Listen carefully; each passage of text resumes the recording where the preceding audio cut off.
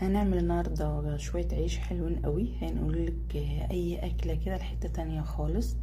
العيش طالع ما شاء الله لا قوه الا بالله، هايل. خدت 5 كوبايات من الدقيق. الكوبايه اللي انا بعاير بيها دي 200 جرام.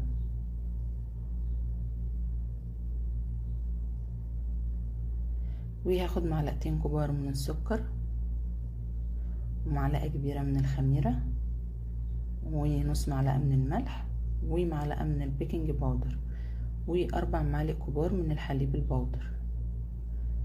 هقلب الحاجات دي مع بعضها. بسم الله الرحمن الرحيم.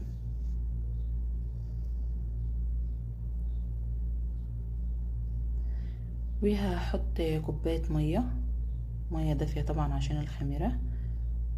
وهحط معاهم معلقة كبيرة كده من السمنة، ممكن تستبدليها بالزيت مفيش مشكلة، بس السمنة بتديلها ريحة حلوة قوي. وهحط كمان كوباية كبيرة من اللبن الرايب.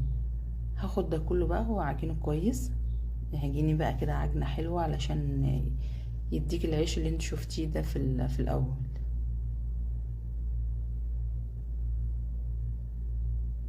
بعجنه وارجعلك. عجنته بقى بالشكل ده، اتلم خالص، العجينة طرية معايا ومفتوحة وملزقة شوية كده في ايديا.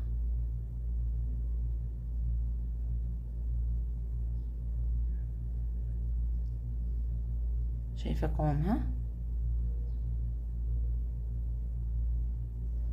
بلمها على بعضها كويس، وهرجعها تاني في حالة العجان وهسيبها تخمر. هسيبها تقريبا ساعة الا ربع.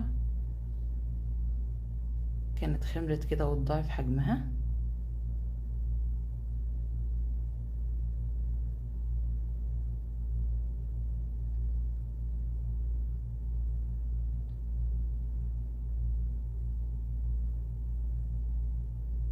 بالشكل اللي انت شايفاه ده. هفرغ منها بقى الهواء علشان اقطعها كور صغيرة. شايفة ما شاء الله لا قوة الا بالله، هايلة.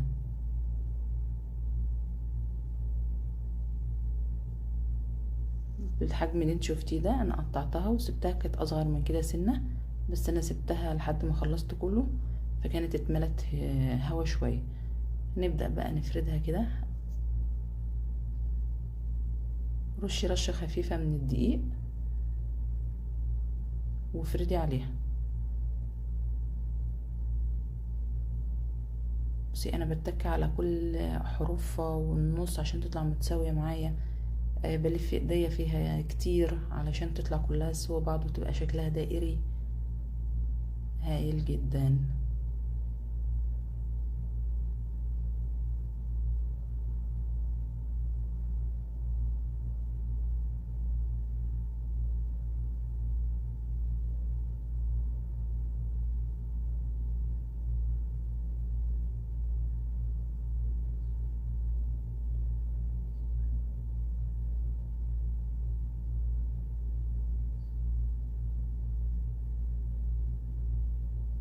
كل ما كانت مفروضة كويس كل ما هتتنفخ معاكي، والطبقة اللي فوق هتبقى قد الطبقة اللي تحت في الرغيف، يعني مش هيبقى فيها لبابة من جوه او تبقى سميكة الطبقة اللي تحت، لا هيبقوا متساويين مع بعض.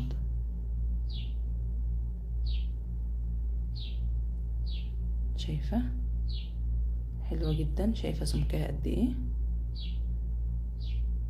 هبدأ بقى كده افرد العجين عندي. بفرد كمية حلوة. الكمية اللي احنا عملناها دي هتعمل معاكي 24 رغيف. انا فردت تقريبا 12 الاول، وبعد كده شغلت الفرن عشان نسويه.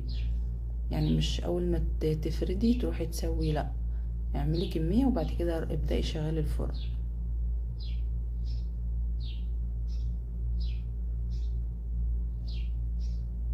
نفرد واحدة كمان عشان تشوفيها فردتها ازاي.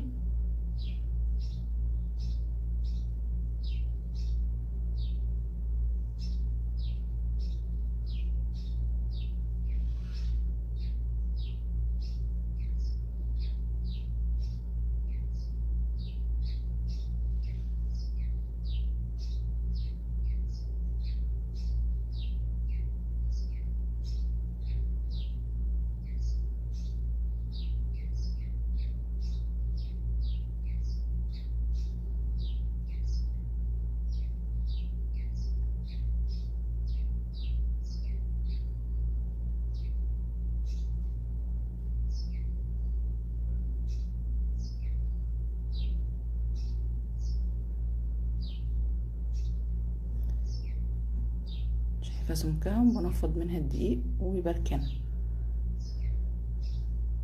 نفرد اخر واحده.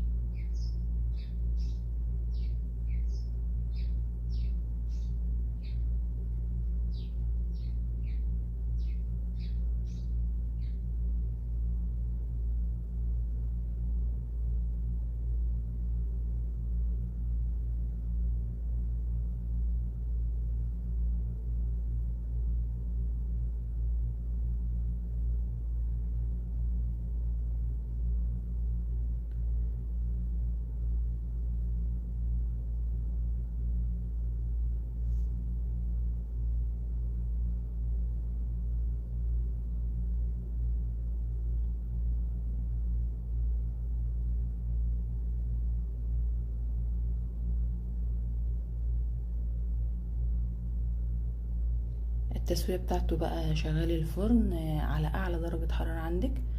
الشبكة بتنزليها على اول رف من تحت، وبتحطي عليها الصاج بتاع الفرن يسخن، تخليه يسخن كويس. وبعد كده بقى بتنقلي العيش عليها.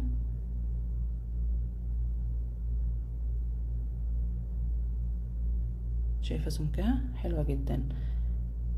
لما بتنقلي العيش عليها كده بالشكل ده، بتدهني وشه بمسحة فرشة كده مية بس، ما فيهاش اي حاجة، هي مية من الحنفية. بتلاقيه اتنفخ. اول ما بيتنفخ كده بتروحي مولعة الشواية، وتسيبي بقى وشه يحمر زي ما انت شايفة بالشكل الحلو قوي ده. هايل جدا. حابة بقى يفضل كده منفوخ زي ما انت شايفة، سيبيه ما تحطيهوش على بعضه. عايزاه يبقى طري، حطيه على بعضه. حلو جدا، ما شاء الله لا قوة الا بالله، اكتر من رائع. من تحت ما تسيبوهوش يحمر علشان ما يتحرقش، يا دوبك بس هو يتنفخ، روحي مولعه على طول الشوايه. ولما الشوايه بتولع برضو بيفضل يحمر من تحت. شايفه العيش من جوه حلو قوي.